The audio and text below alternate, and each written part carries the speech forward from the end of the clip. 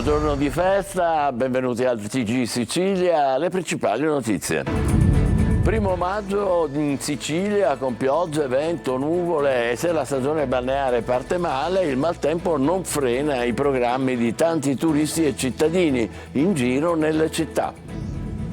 Osservato speciale il centro storico di Catania, controlli a tappeto sul viale Kennedy, stanati i numerosi parcheggiatori abusivi, chiedevano 2 euro per permettere la sosta nei posteggi delle spiagge libere.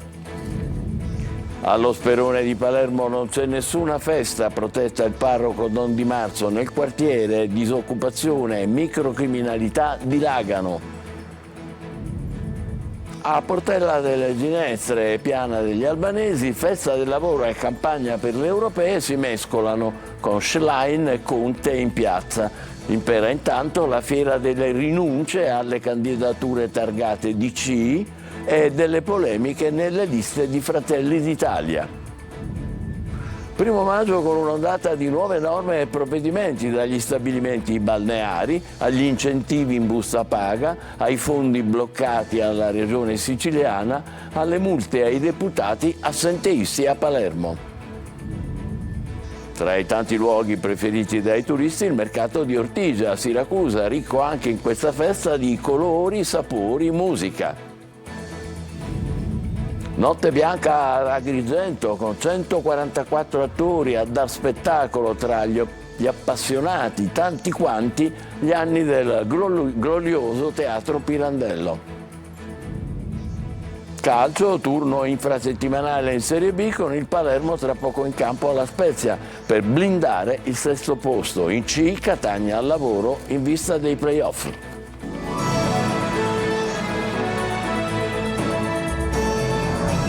Bentrovati, 1° maggio in Sicilia con piogge, vento, nuvole e se la stagione balneare parte dunque male, il maltempo però non frena i programmi di tanti turisti e cittadini che approfittano del giorno di festa per un giro in città alla scoperta di bellezze culturali e gastronomiche. Andiamo anche noi in giro con Emanuela Corsi.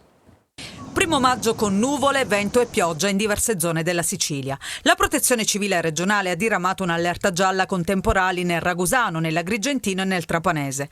Qui siamo a Mondello, a Palermo, dove l'apertura della stagione balneare è stata rovinata dal maltempo. Vento e nuvole anche a Messina, dove è previsto un peggioramento nelle prossime ore. Situazione meno critica invece sul versante sudorientale dell'isola, dove le piogge delle prime ore del mattino non hanno guastato i programmi del giorno di festa. A Catania è uscito il sole, sono tanti i cittadini e i turisti che si sono riversati nelle vie del centro. Per fortuna è uscito il sole, sì, perché la mattinata non era messa bene. Noi veniamo da Augusta. Ancora non avete programmi? No, in giro per Catania. Ma il tempo vi ha guastato un po' i programmi? Ma non esageratamente. No, non avevamo impegni, quindi stiamo facendo intanto una passeggiata. Beh, oggi solamente riposo. Noi lavoriamo, stiamo sempre in giro, quindi diciamo oggi ce la siamo presa proprio come turisti, stiamo facendo i turisti a casa nostra.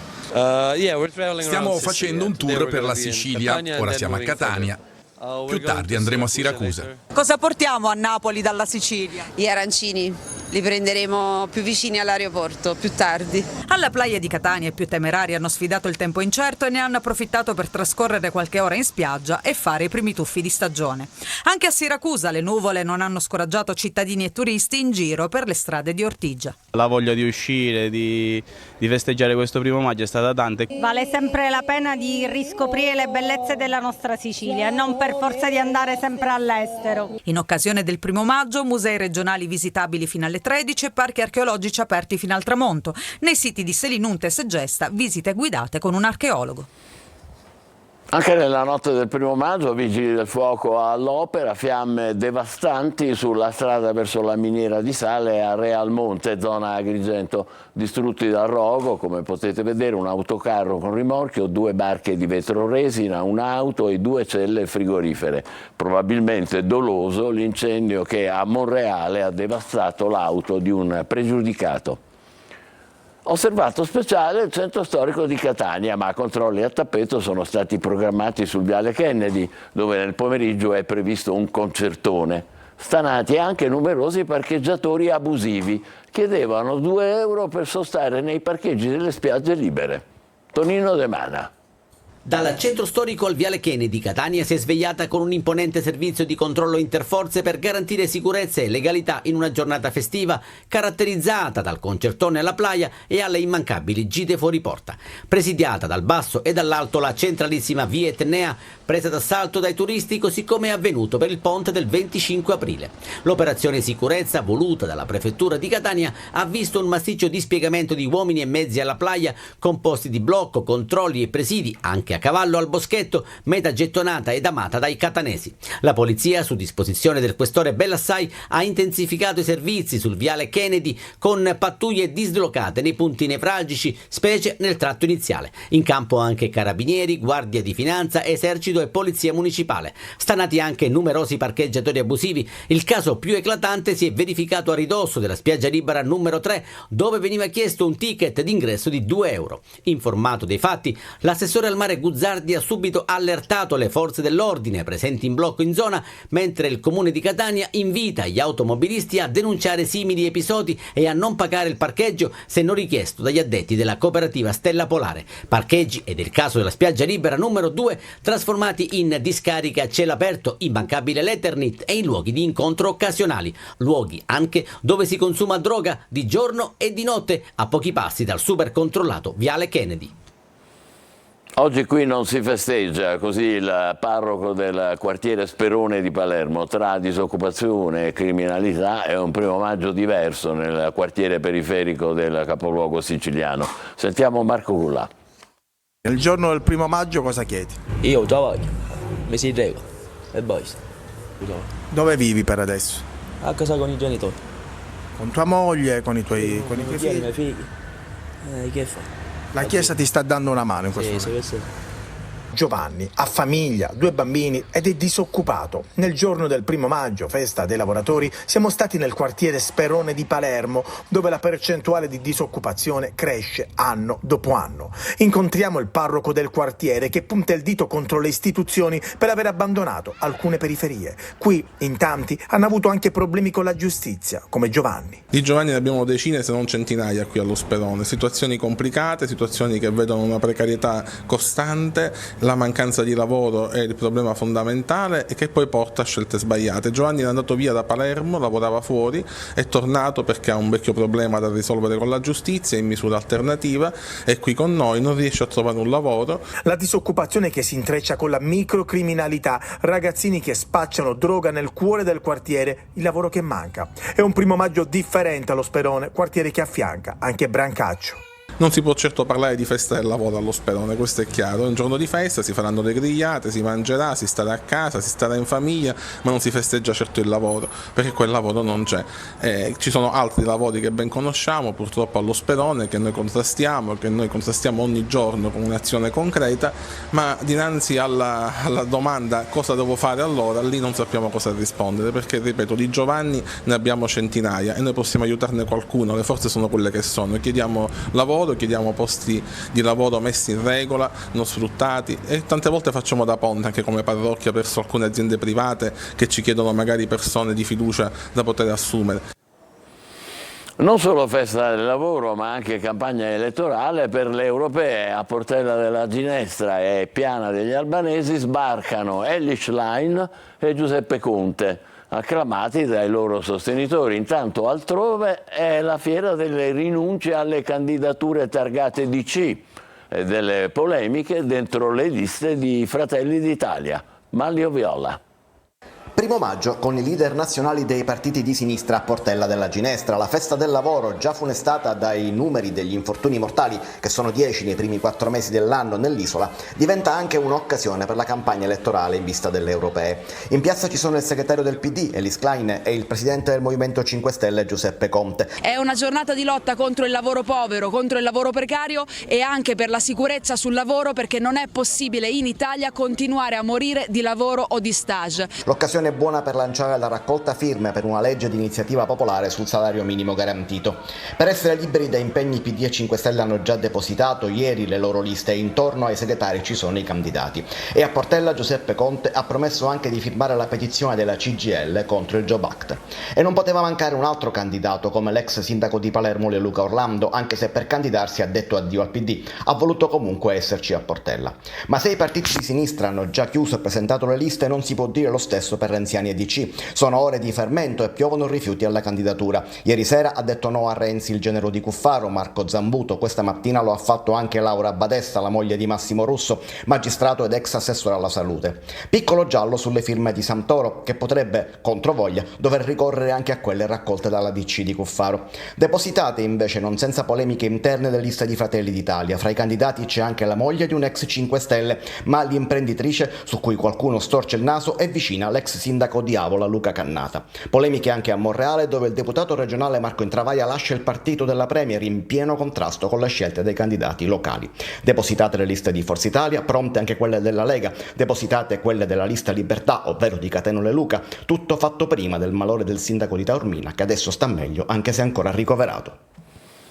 È un primo maggio di provvedimenti di natura economica da Roma a Palermo, dalle sentenze che riguardano gli stabilimenti balneari agli incentivi per i lavoratori in busta paga, dai fondi bloccati alla Regione siciliana alle multe ai deputati assenteisti a Palermo. Tutto dovrebbe entrare in vigore proprio oggi. Di nuovo Maglio Viola. Stagione balneare a rischio per effetto di una sentenza del Consiglio di Stato che applica la disposizione europea Bolkestein in Italia. Il Consiglio ha confermato il no alla proroga delle concessioni balneari e ricorda la linea sancita dalla Corte di Giustizia europea di dare immediatamente corso alle procedure di gara per assegnare le concessioni in un contesto realmente concorrenziale. Una decisione che potrebbe avere effetti anche in Sicilia, dove è in vigore la proroga fino al 31 dicembre di quest'anno in virtù dell'autonomia speciale della regione. Ma in passato le competenze su questa specifica materia sono state messe in dubbio da più di un pronunciamento delle corti italiane ed europee. Una doccia fredda parzialmente riscaldata per i siciliani da qualche provvedimento proveniente dal decreto coesione, che potrebbe invece fornire una boccata d'ossigeno anche ai lavoratori. Fra questi gli incentivi che varranno fra gli 80 e i 100 euro in busta paga, un po' per tutti. Mentre da Roma si pensa di dare una mano, sia pure piccola, a Palermo scoppia la grana dei fondi bloccati. Nei cassetti della regione ci sono 2 miliardi di euro non spesi e il presidente Renato Schifani è andato su tutte le furie. I dirigenti dei dipartimenti che non usano le risorse sono stati convocati per venerdì prossimo. Dovranno spiegare il perché davanti all'intero governo nel corso di una giunta straordinaria convocata dal governatore, che minaccia di rimuovere gli inadempienti. Intanto da oggi entra in vigore il provvedimento contro i politici assenteisti all'Ars. Il Parlamento siciliano ha introdotto le multe per i deputati assenti in aula che non abbiano giustificato il motivo della propria assenza.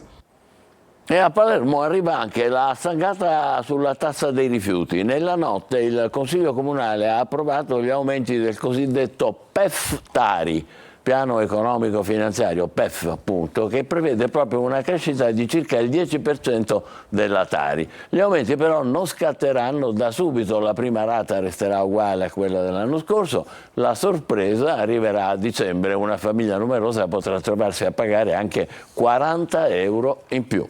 Tra i luoghi preferiti dai turisti, quelli legati al folklore e alla tradizione, come i mercati storici, caratteristico quello di Ortigia a Siracusa, tra colori, sapori e musica. Francesco Aloi.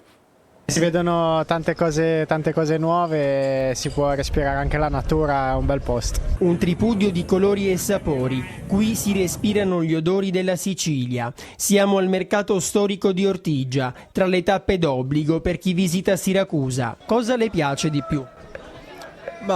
Sicuramente magari i prodotti tipici. Principalmente, poi il colore, le persone, i siciliani. Io ho assaggiato qualcosa, tutto veramente buonissimo. Io adoro i mercati, adoro quello di Catania, non avevo mai visto questo di Ortigia, ma veramente bello. Dalla frutta di stagione alle spezie, tutto può diventare oggetto di una foto ricordo. Ha già acquistato qualcosa? Il cappello, il berrettino. I Love Sicilia. E certo, I Love Sicilia. Le classiche urla dei venditori non possono mancare, ma c'è anche chi si è attrezzato meglio e tiene in mano uno strumento musicale.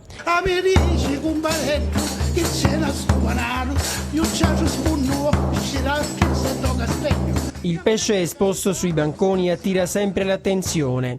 Ci sono tanti turisti, i siracusani però sono pochi. Perché mancano i parcheggi, ecco questo qua. E quindi la gente cerca di mettere la macchina a doppia fila e poi trova la sorpresa, ma è giusto. Tra uno scatto ed un piccolo break, la vacanza continua, alla scoperta delle meraviglie di Ortigia. Ad Agrigento intanto il Teatro Pirandello compie 144 anni e per festeggiare l'evento Notte Bianca con una visita teatralizzata e spettacoli itineranti che hanno coinvolto 144 attori, tanti quanti gli anni del teatro. Davide Sardo.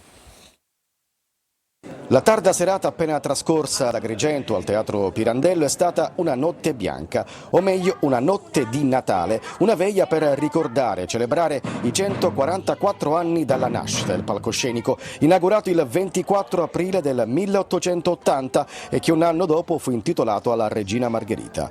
Poi nel 1964 fu intestato al drammaturgo agrigentino Luigi Pirandello, premio Nobel per la letteratura. Nel corso della notte bianca sono stati organizzati spettacoli itineranti e un tour nelle zone del teatro solitamente meno accessibili come i camerini, il retropalco, l'ipogeo e le sale adiacenti, tutte animate da artisti e maestranze. L'evento ha narrato anche 2600 anni di storia e cultura di Agrigento dalla fondazione dell'antica Akragas, in un'esperienza innovativa con protagonisti i personaggi storici raffigurati sul soffitto affrescato della sala e sul sipario. L'idea è di Marco Savatteri, nuovo responsabile e coordinatore delle produzioni culturali innovative del Teatro Pirandello. Una visita teatralizzata con 144 artisti, tanti quante sono le candeline che spegne il teatro quest'anno. L'omologo del grande autore agrigentino. No, un'emozione molto particolare sicuramente, perché pensando che si tratta appunto di una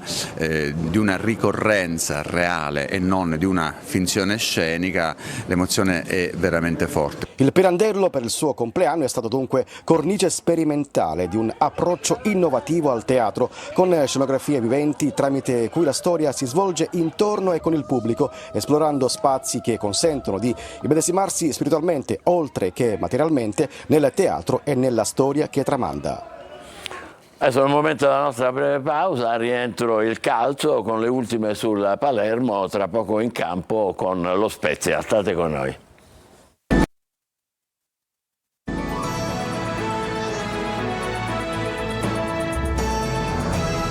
Insieme con il calcio, turno infrasettimanale in Serie B, Palermo di scena alla Spezia, l'obiettivo è blindare il sesto posto. Marco Gullà.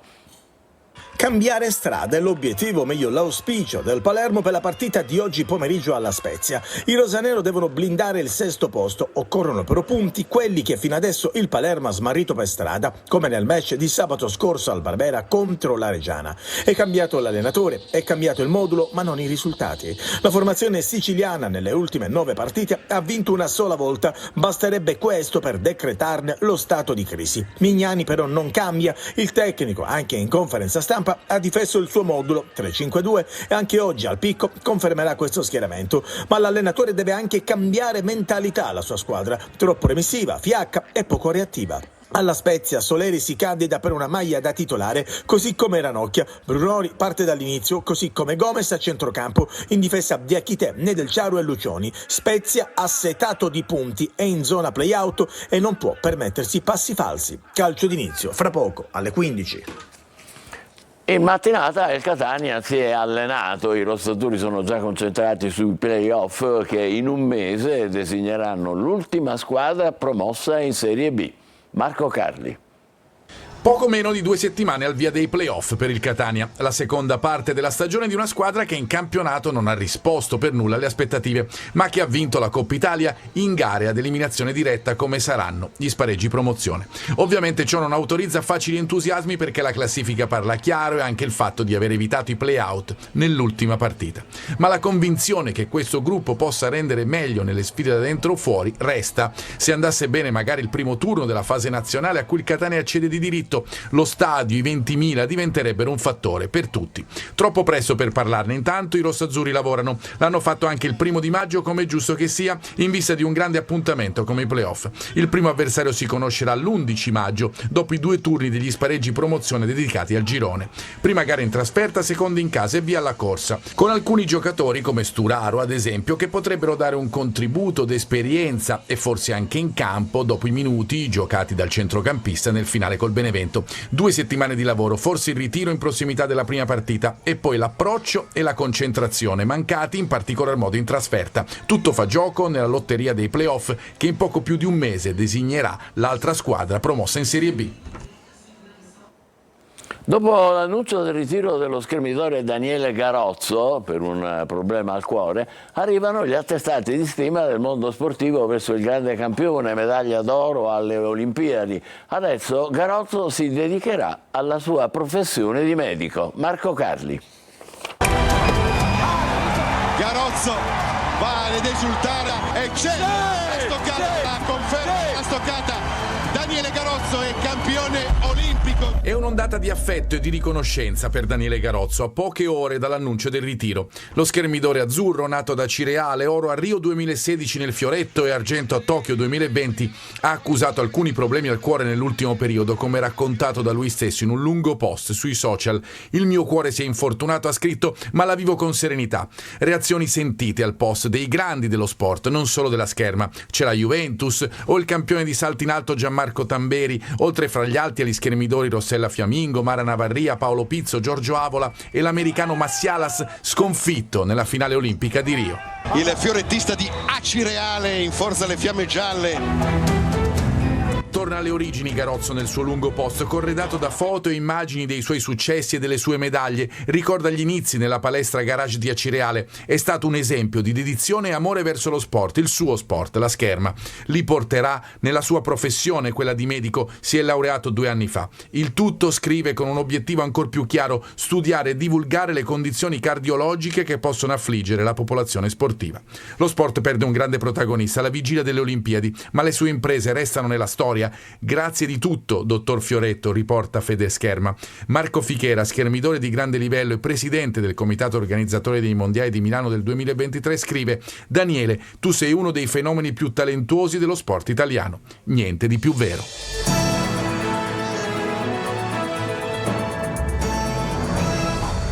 Quasi la metà dei giovani di tutta Italia, intervistati dal Centro Pio La Torre, pensa che la mafia sia invincibile. Come può essere? Tutti i protagonisti della stagione stradista di Cosa Nostra, se non sono morti, sono in carcere al 41 bis. E Messina Denaro, l'ultimo di questa progenie, oggi ormai defunto, è stato arrestato l'anno scorso dalla Procura di Palermo e da Ross, dopo che per 30 anni nessuno o quasi lo cercava. Attualmente le procure di mezza Italia sono all'attacco contro corruzione e voto di scambio politico-mafioso. In Sicilia cadono per questo teste eccellenti, ci sono arresti da Palermo ad Agrigento alla provincia di Catania e i ragazzi pensano che la battaglia contro la mafia sia inutile, anzi comunque persa. Non è che guardano troppe serie dove sono sempre i malavitosi ad avere la meglio, oppure che rete, challenge, social, pane quotidiano dei nostri giovani non si curino per niente del problema mafia? Può essere, ma può essere pure che i nostri ragazzi restino impressionati da certi fenomeni, come il caso dei commercianti che non solo non denunciano le estorsioni, ma cercano loro stessi i mafiosi per pagargli il pizzo, così sono a posto. Oppure del caso di quel presidente di Confindustria costretto a dimettersi con l'accusa di avere pagato la tangente per 20 anni. Forse sono questi gli esempi negativi che spiccano, che lasciano smarriti, depressi i nostri ragazzi, convinti che la legalità non si affermerà mai definitivamente nel nostro paese, malgrado i tanti esempi di segno opposto tra imprenditori, professionisti, amministratori, magistrati, forze di polizia, che forse andrebbero valorizzati di più. Per non parlare di quel 26% di giovani del sondaggio che non sanno. Cioè non ritengono neanche più importante occuparsi della mafia. Tanto a che servirebbe? Ci fermiamo qui, Sicilia torna alle 20, grazie e buon pomeriggio.